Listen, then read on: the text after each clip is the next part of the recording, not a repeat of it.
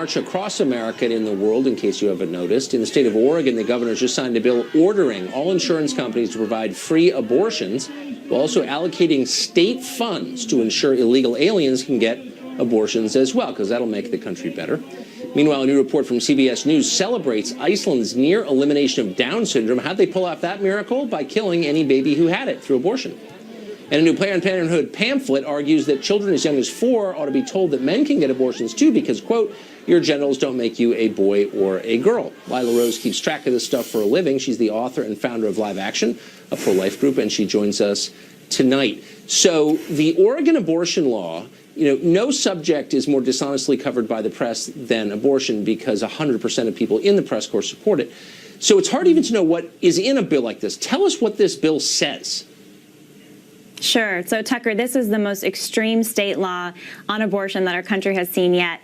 Basically, a completely Democratic-held government in Oregon has said that abortions through all 9 months, even sex selection abortions, no limit whatsoever, are now going to be paid for by taxpayers in Oregon, and insurance companies are going to be forced to fund it. So this could cost over 3,000 lives, extra lives killed, children killed every year in Oregon because of this extreme pro-abortion agenda held by the government in Oregon.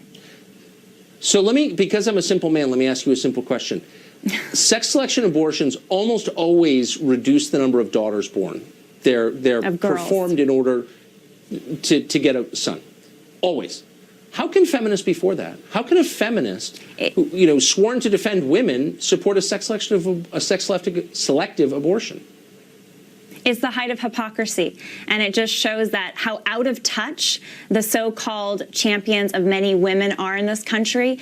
In reality, you have 100 million missing girls worldwide because of sex selection abortion.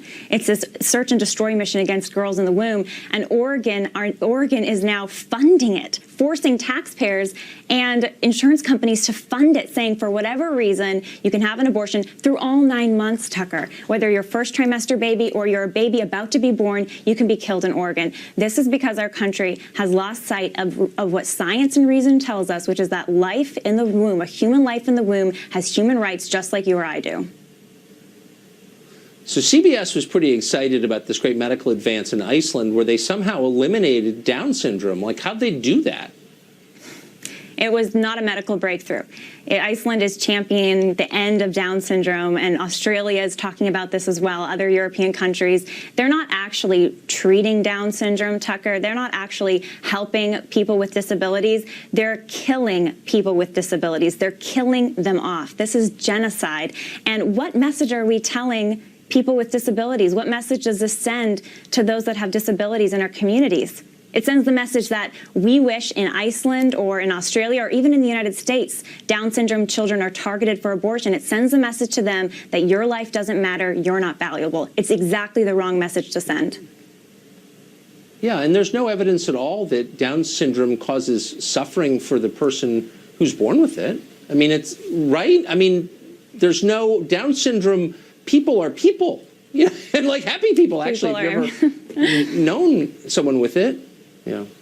Well, I mean, exactly, Tucker. And it's kind of besides the point, because even if you have a disability and you have suffering, your life still has meaning, and you still have the right to life. So suffering or no suffering, you're still worth protecting and cherishing and looking to alleviate suffering instead of looking to kill.